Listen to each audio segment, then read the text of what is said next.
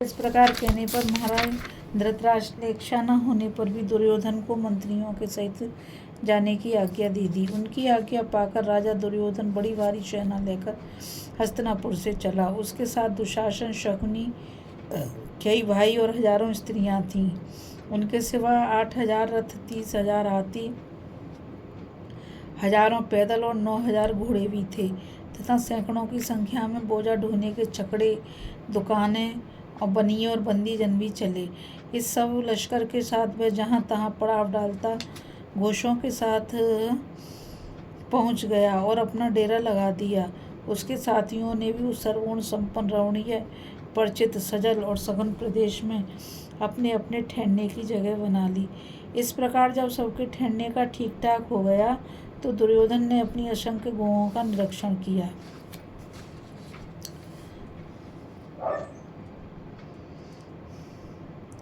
तभी दुर्योधन ने अपने सहस्त्रों सेवकों को आज्ञा दी कि शीघ्र ही वहाँ क्रीड़ा भवन तैयार करो। सेवक लोग राजा की आज्ञा को सिर पर रखकर क्रीड़ा भवन बनाने के विचार से दैत्य वन के सरोवर पर गए। जब वे वन के दरवाजे में घुसने लगे तो उनके मुखिया को गंधर्वों ने रोक दिया, क्योंकि उनके पहुंचने से पहले ही वहां गंधर्वराज चित्रसेन जल क्रीड़ा करने के विचार से अपने सेवक, देवता और अप्सराओं के सहित वहां आए हुए थे और उन्होंने ही उस सरोवर को घेर रखा था। इस प्रकार सरोवर को घिरा हुआ देख वे सब दुर्योधन के पास लौट आए।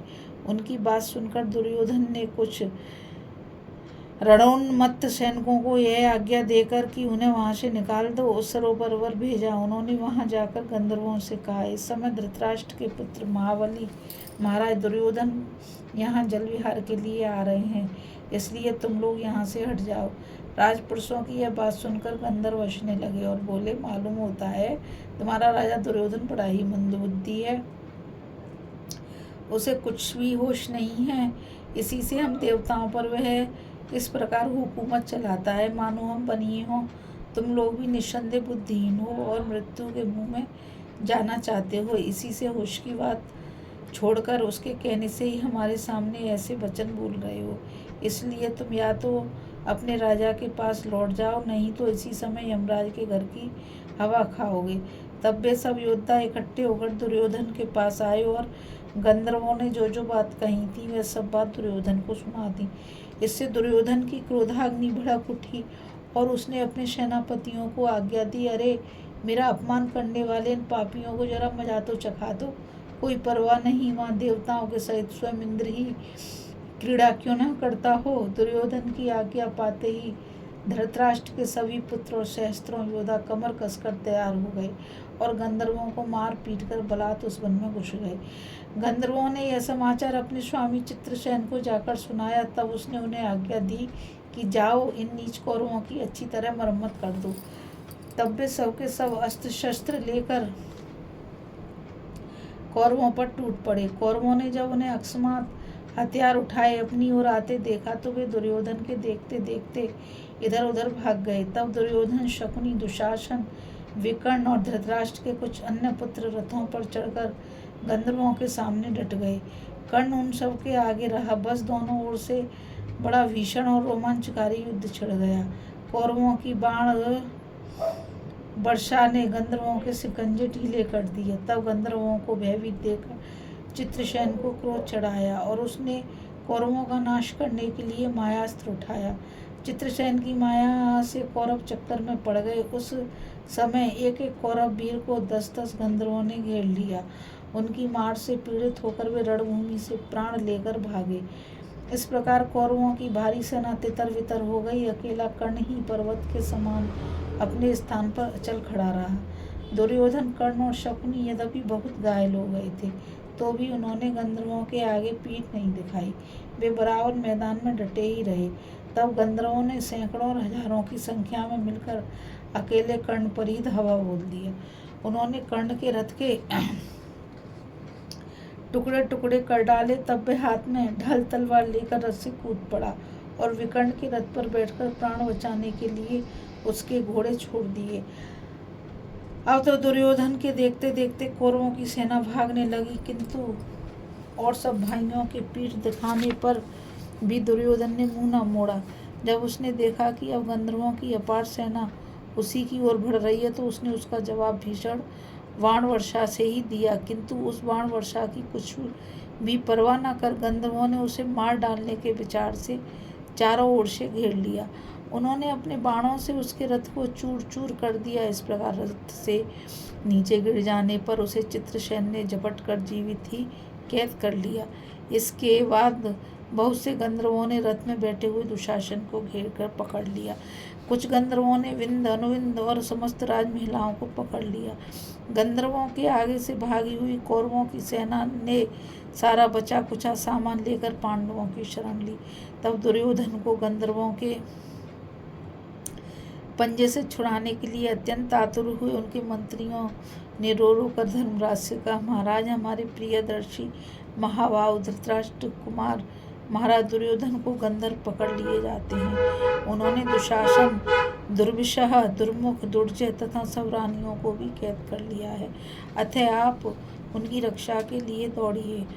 दुर्योधन के उन बूढ़े मंत्रियों को इस प्रकार दीन और दुखी देखकर युधिष्ठिर के सामने गिड़गिड़ाते देख भीमसेन ने कहा, हम बहुत यत्न करके हाथी घोड़ों से लैस होकर जो काम करते वही आज गंधर्वों ने कर दिया। यह बात हमारे सुनने में अभी अभी आई है कि जो लोग असमर्थ पुरुषों से देश करते हैं उन्हें दूसरे लोग ही नीचा दिखा देते हैं।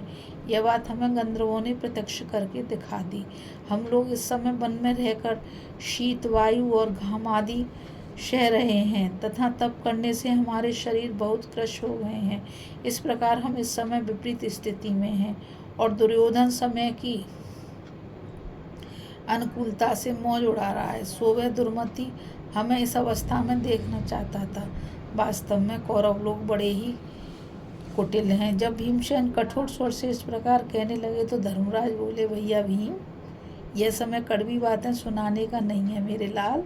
देखो, ये लोग भय से पीड़ित होकर इसे त्राण पाने के लिए हमारी शरण में आए हैं और इस समय बड़ी विकट परिस्थिति में पड़े हुए हैं। फिर तुम ऐसी बातें क्यों कहते हो? कुटुंबियों में मतभेद और लड़ाई झगड़े होते ही रहते हैं। कभी कभी उनमें बैर भी ठन जाता है, किंतु जब कोई बाहर का पुरुष उनके कुल पर आक्रमण करता है तो उसे तिरस्कार को वे नहीं सह सकते। समर्थ भीम, गंधर्व लोग बलात् दुर्योधन को पकड़ ले गए हैं और हमारे कुल की स्त्रियां भी आज बाहरी लोगों के अधिकार में हैं। इस प्रकार ये हमारे कुल का ही तिरस्कार है। अतः शूरवीरों, शरणागतों की रक्षा करने और अपने कुल की लाज रखने के लिए खड़े हो जाओ। अस्त्र शस्त्र धारण करो, देर मत करो। अर्जुन, नकुल, सहदेव और तुम सब मिलकर जाओ और दुर्योधन को छुड़ा लाओ। देखो, कौरवों के इस सुनहरी ध्वजाओं वाले रथों में सब प्रकार के अस्त्र शस्त्र मौजूद हैं। तुम इनमें बैठकर जाओ और गंधर्वों से लड़कर दुर्योधन को छुड़ाने के लिए सावधानी से प्रयत्न करो।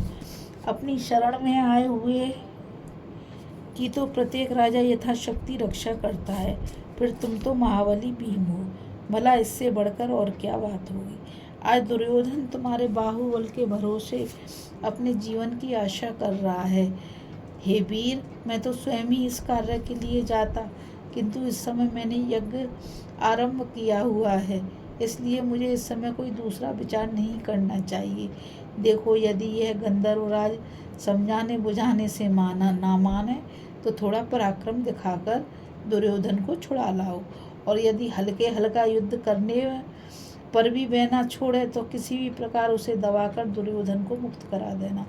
धर्मराज की यह बात सुनकर अर्जुन ने प्रतिज्ञा की कि यदि गंधर्व लोग समझाने बुझाने से कौरवों को नहीं छोड़ेंगे तो आज पृथ्वी गंधर्वराज का रक्तपान करेगी। सत्यवादी अर्जुन की ऐसी प्रतिज्ञा सुनकर कौरवों के जी में जी आया।